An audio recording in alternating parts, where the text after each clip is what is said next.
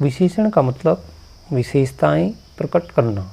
विशेषण का तात्पर्य है विशेषताओं को प्रकट करना। किसी वस्तु विशेष, प्राणी विशेष, साधन विशेष, स्थान विशेष की विशेषता बताने वाले शब्दों को विशेषण कहते हैं। किसी वस्तु विशेष, प्राणी विशेष, साधन विशेष, स्थान विशेष की विशेषता बताने वाले शब्दों को विशेषण कहते हैं। अर्थात किसी विशेष की विशेषता को प्रकट करना ही विशेषण कहलाता है। विशेष की विशेषता, जैसे विशेष या विशेषण, विशेष या विशेष कहेंगे या विशेष्य कहेंगे। ठीक है, तो जो विशेष शब्द हैं उनकी विशेषता लिखी गई है। जैसे कलम की विशेषता लिखना होता है, कलम से हम लिख सकते हैं। घोड़ा हिनहिनाता है, चिड़िया चहचहाना और उड़ना, ये उनकी विशेषता है। ये विशेष हैं और इनकी विशेषता इस प्रकार लिखी गई है।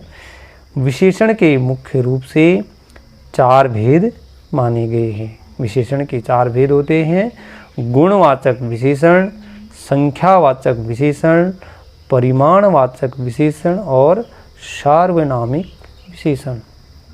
गुणवाचक का मतलब किसी विशेष के गुणों या उसकी वास्तविकता का वर्णन ही गुणवाचक माना जाएगा। संख्या में संख्यावाचक होगा, इसमें भी 2 भाग हो जाएंगे, निश्चित और अनिश्चित। परिमाण में भी परिमाण दिखाना, नाप तोल करना, ये भी निश्चित और अनिश्चित 2 भागों में है। सर्वनामिक शब्दों की विशेषता ये अलग होगा।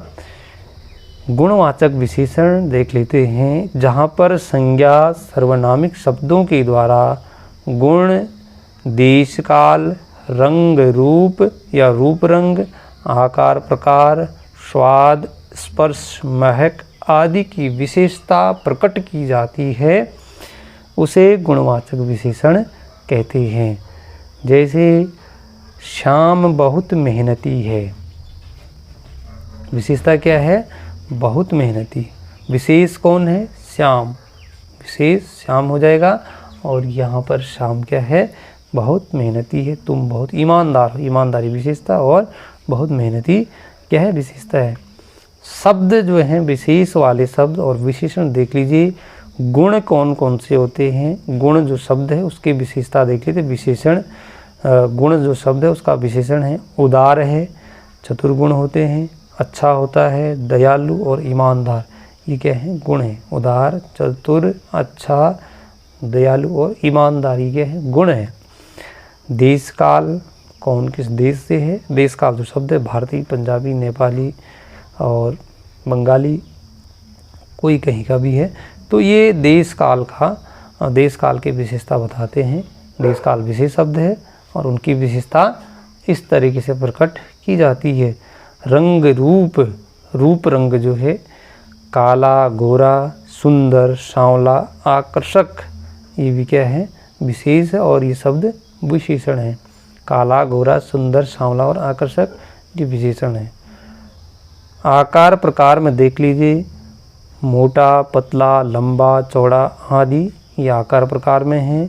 स्वाद कड़वा, खट्टा, मीठा, अम्लीय, नमकीन आदि ये आपने सूत्र सुना होगा। मधुर, अम्ल, लवण, कटु, तिक्त, कषाय, यानी स्वाद वाले जो रस हैं वो 6 माने गए हैं। मीठा, अम्ली, लवण, तिक्त, कसेला, इस प्रकार के ये हमारे स्वाद जो है। स्पर्श शब्द है और इसके जो विशेषण हैं, नरम भी होता है, कठोर, खुरदरा, चिकना और मुलायम, ये क्या है? विशेषण वाले शब्द हैं। और विशेष वाले शब्द ये स्पर्श है। महक देख लीजिए, सुगंध, दुर्गंध, खुशबू, बदबू, ये हमारे क्या है? विशेषण है और ये शब्द विशेष है। ये था विशेषण। सिर्फ गुणवाचक, संख्यावाचक विशेषण में संख्याओं का बोध जहाँ पर होगा उसे हम संख्यावाचक विशेषण कहेंगे। जहाँ पर संज्ञा तथा सर्वनामिक शब्दों के द्वारा संख्या के माध्यम से किसी विशेषता किसी की विशेषता प्रकट की जाती है उसे संख्यावाचक विशेषण कहते हैं। और तथा इसके भी दो भेद माने गए हैं, एक निश्चित संख्यावाचक और एक अनिश्चित संख्यावाचक। संख्यावाचक निश्चित में जहाँ पर निश्चितता का पता चलता है, निश्चित संख्या का पता चलता है, उसे निश्चित संख्यावाचक विशेषण कहते हैं।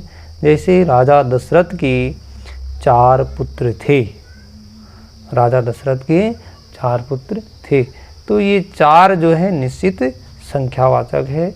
इस कक्षा में 40 विद्यार्थी बैठे हैं, यानी इस कक्षा में निश्चित कितने हैं, 40 विद्यार्थी हैं। और वैसे ही अनिश्चित संख्यावाचक का मतलब जहाँ पर अनिश्चितता का पता चलता है, यानी निश्चितता का पता नहीं चलता है, उसे अनिश्चितवाचक संख्यावाचक विशेषण कहते हैं। जैसे इस कक्षा में कुछ छात्र हैं या वहाँ पर कुछ लोग बैठे थे, कुछ का मतलब हमें पता नहीं है कितने बैठे थे, बैठे ज़रूर थे मगर कितने बैठे थे ये पता नहीं है। तो इस प्रकार से यह अनिश्चित का उदाहरण हो जाएगा। तीसरा विशेषण का तीसरा रूप है परिमाणवाचक विशेषण।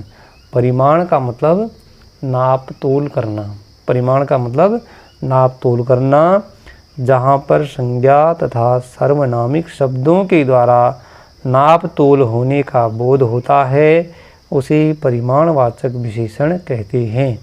जहाँ पर संज्ञा तथा सर्वनामिक शब्दों के द्वारा नाप तोल होने का बोध होता है उसे परिमाणवाचक विशेषण कहते हैं।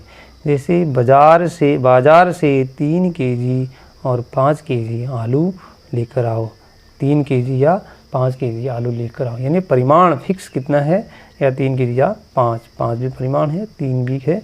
इसी प्रकार आदि जितने भी आगे हो सकते हैं तो ये परिमाणवाचक हो जाएगा। मुझे 5 मीटर कपड़ा चाहिए, परिमाण क्या है, नापने का 5 मीटर, यहाँ पर परिमाण था 3 या 5 केजी। तो नाप का मतलब नापना, तोल का मतलब तोलना। इसी प्रकार से परिमाणवाचक के भी 2 भेद हैं, निश्चित परिमाण और अनिश्चित परिमाण। निश्चित परिमाण में ये वाले आ जाएंगे 3 केजी, 5 केजी और 5 मीटर। अनिश्चित में कुछ थोड़ा बहुत आ जाएगा, जैसे थोड़ा सा कपड़ा दे दीजिए, थोड़ा में कितना देना है ये पता नहीं है। कुछ आलू चाहिए, मुझे कुछ आलू चाहिए, इसमें भी ये पता नहीं है कि कितने आलू चाहिए। ये क्या है, अनिश्चित परिमाण है, अनिश्चित परिमाण है। निश्चित में नाप तोल हो गया। अब है सर्वनामिक विशेषण। सर्वनामिक शब्दों की विशेषता, जहाँ पर सर्वनामिक शब्दों के द्वारा किसी की विशेषता प्रकट की जाती है उसे सर्वनामिक विशेषण कहते हैं। जैसे यह इमारत बहुत ऊंची है, उदाहरण क्या हो गया, यह इमारत बहुत ऊंची है। इसका मतलब इमारत क्या है, बहुत ऊंची है, इमारत का नाम नहीं है, इमारत सिर्फ इमारत के बारे में कहा गया। इमारत सर्वनामिक शब्द है और ऊंची उसकी विशेषता है। इस घर का दरवाज़ा हमेशा खुला रहता है, विशेषता क्या है, खुला रहना। उस लड़के को बुलाओ, किसको बुलाना है, लड़के को। यह इमारत बहुत पुरानी है, तो इस प्रकार ये क्या है, विशेषता पुरानी हो जाएगी, बहुत क्या है, पुरानी। ये था विशेषण का 4वां भाग।